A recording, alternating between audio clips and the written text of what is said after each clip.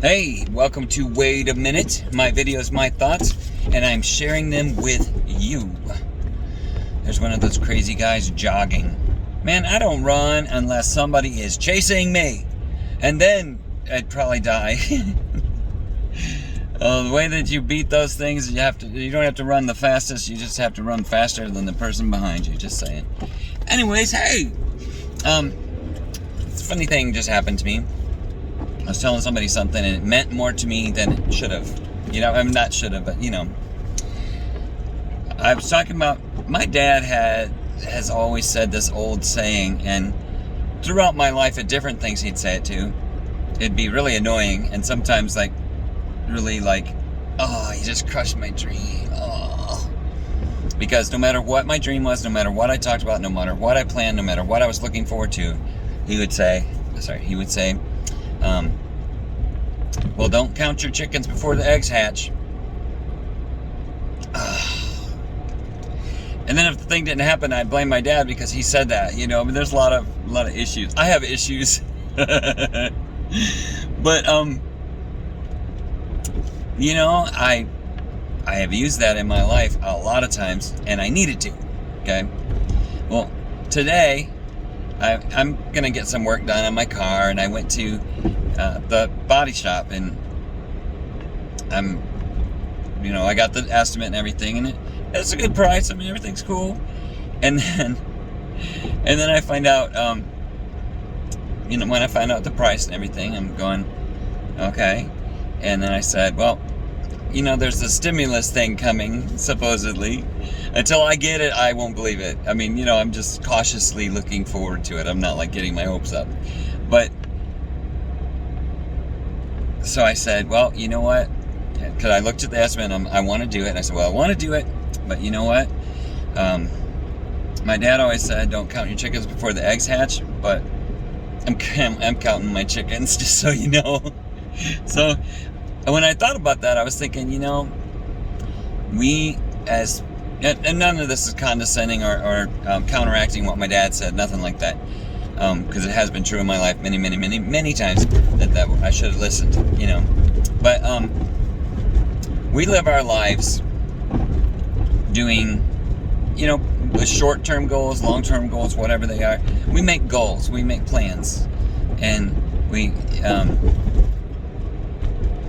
I'm gonna totally murder this, but there's a saying that if you want to make God laugh, make your own plans, or something like that. Because what do we know? Anyway, I know I didn't say it as well as I could have, should have, maybe, but it's not like I study before I say these things. So, anyways, we make our plans, we make our goals, we make our plans, we set our goals, and we go about doing whatever it is that we made our plan, we made our goal. And I just, to me, there's been many times, well, there was one time, okay, that I got my dream crushed. And my dream was, at that time, it felt like, and I was pretty sure, and I wanted to be a Christian counselor. I wanted to be a psychologist, but I would start wherever and get more and more education, do more and more things, whatever. That's what I wanted to do. And I shared that dream with one person, and someone that I wanted to get behind, I wanted to be behind me and support me. And he said, well, how are you going to do that when you can't even, how are you going to help people with their lives when you can't even get yours together, or something like that? And it just it was a gut punch, and I was like, got the wind knocked out of me. And on that particular dream and goal, hope, I never got my wind back. It just didn't, it was kind of like, ugh, man. But I was thinking about this whole thing and how sometimes we need to count our chickens before the eggs hatch. Sometimes the eggs will never hatch if we don't count our chickens, because we won't believe, we don't try, we don't put forth the effort to take care of the eggs to get the chickens, because we don't believe anything. We're totally without faith. So my word to you is, we as people, especially we as Christians, we need to start thinking about and learning and growing to the point where there are certain things that it's totally okay to count your chickens before your eggs hatch, because you need to put forth a little bit of effort and a little bit of faith to make the thing happen. Things don't just happen. I mean, there's, occasionally, but you want to buy a house, you got to work for it. You want to buy a car, you got to work for it. You want a wife or a husband, well, you got to work for it. You don't just sit around going, well, when God gives me a house, I'll live there. Because, other than like really weird things that happens every once in a while in the world, you ain't gonna get a house unless you work for it, unless you try and go for the loan or go to the realtor. You can't just sit at home and wait for them to show up with something, So I'm just encouraging you today to count your chickens. I don't care if the eggs have hatched or not. Count your chickens. What's the worst thing that can happen?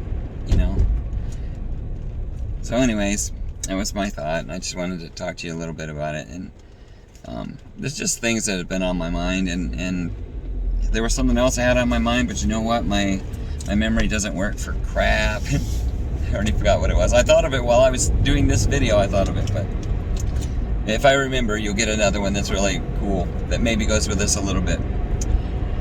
Yeah, I don't know if anyone else does that, but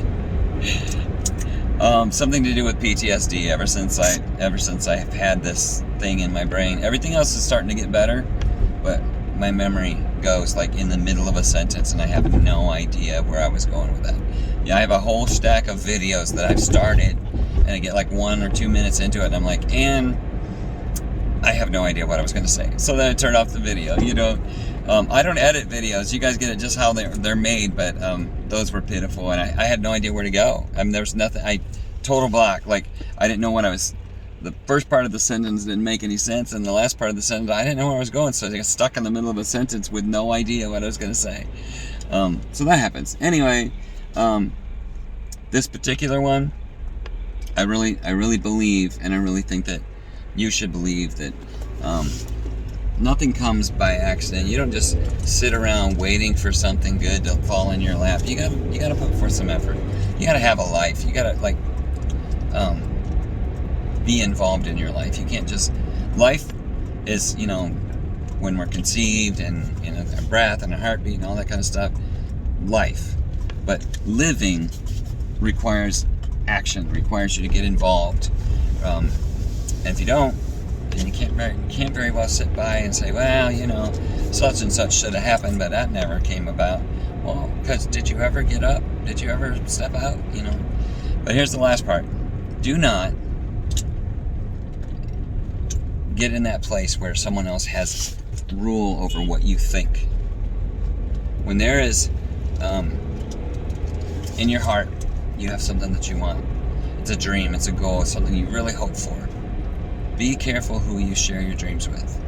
Be careful who knows what you think that you should do or you plan to do, your hope or dream. Don't share that with people that don't deserve it. There's a lot of people out there that all they want to do is tear you down because your idea, your hope, your dream is something that they would, wow, man, that never happened for me. I don't think you can do that, blah, blah. They don't say that, but this is what they're thinking as well. It didn't happen for me, so it won't happen for them. And if it does, I'm going to be jealous, blah, blah, blah, blah, blah. Anyways, I'm just I'm venting a little bit. I'm saying some things, and, count your chickens. And don't let anyone steal your dreams. If your dream is to become whatever, if your dream is to do whatever, don't let someone steal that. Be careful who you share your dreams with, and count your chickens.